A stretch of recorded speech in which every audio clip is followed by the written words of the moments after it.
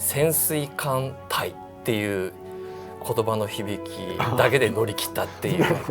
現用兵器として活躍する可能性っていうのは、100年間にわたって潜水空母っていうのはこういう世界各国海軍の見果ての夢ではあったわけですよね。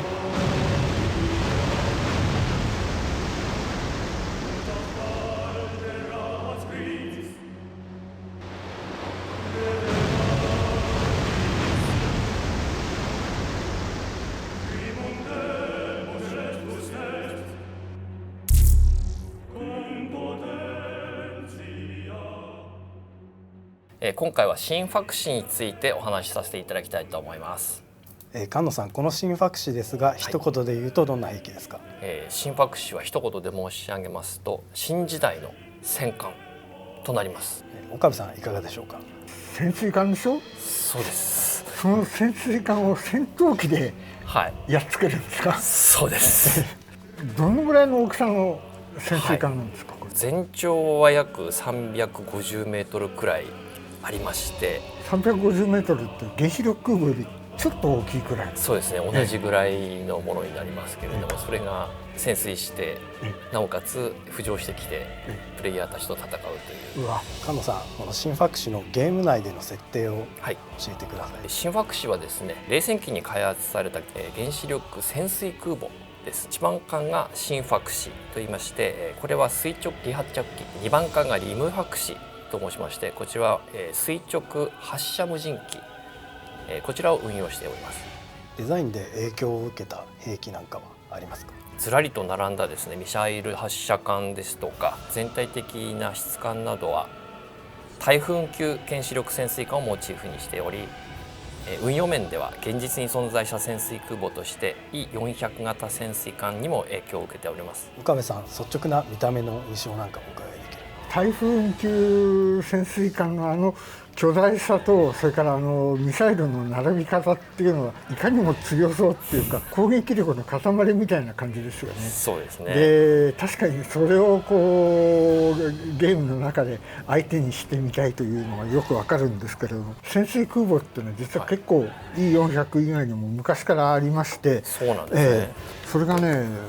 調べてみたんですけど、1950年代のアメリカでいろいろ考えられてたんですよ。ちょうど原子力潜水艦が建造され始めて、じゃあ原子力潜水艦で何ができるだろう、どう使えるだろうっていうのをいろいろこう探ろうとしてた時期のアイデアなんですね。で、一つがこれです。中央部に格納庫がありまして、エレベーターがあって、そこに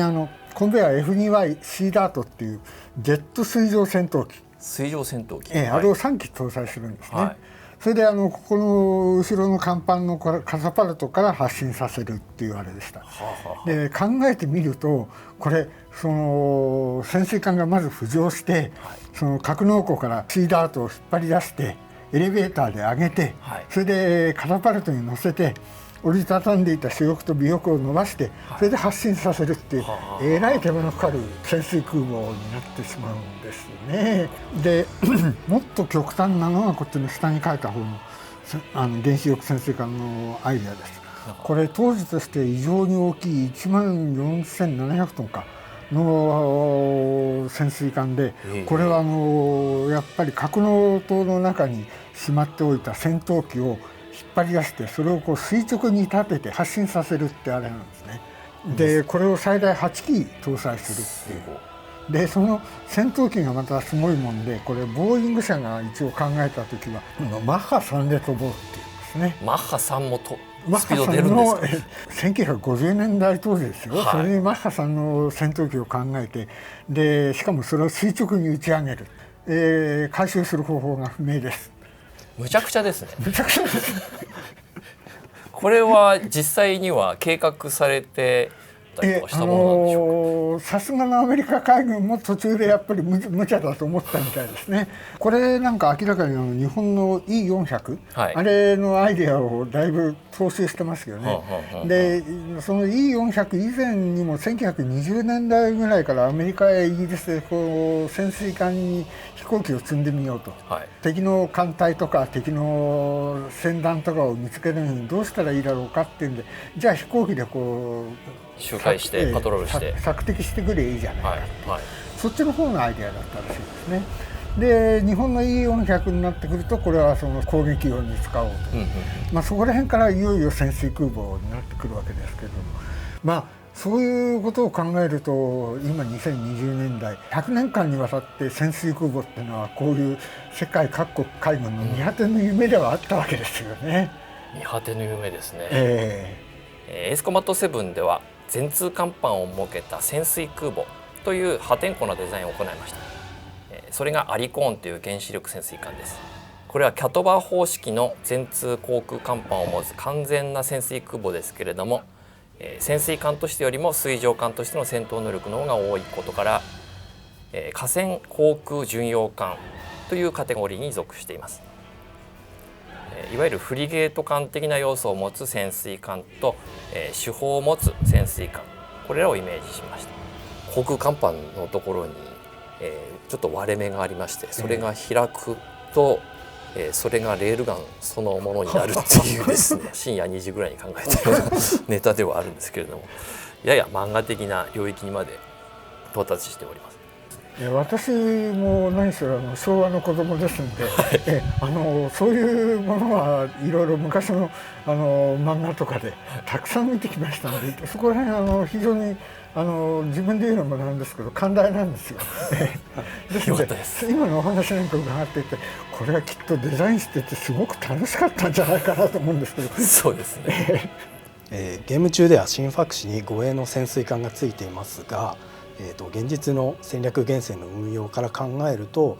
単艦ではなく艦隊運用するとしたらどのような理由が考えられますか？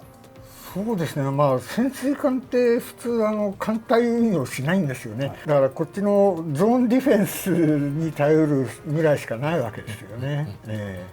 潜水艦隊っていう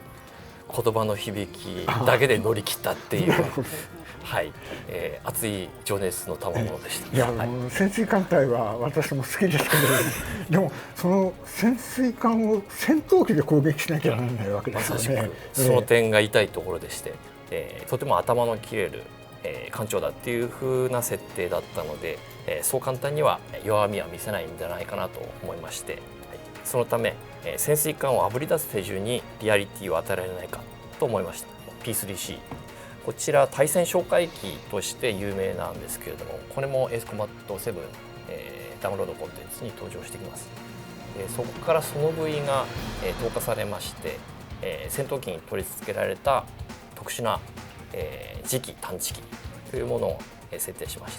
た。でこれによって、潜水艦アリコーンの位置を突き止めて、味方艦隊による攻撃を与えます。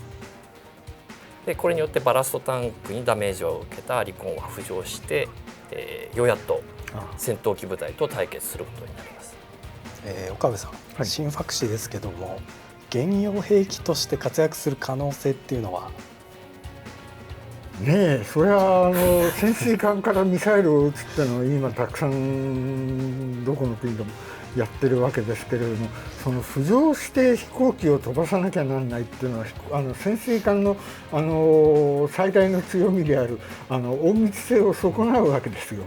だからそこのところのこの矛盾をどうするかですよね。そうですね。アメリカ海軍がズムウォルト級駆逐艦の前に考えてたアーセナルシップなんかの場合は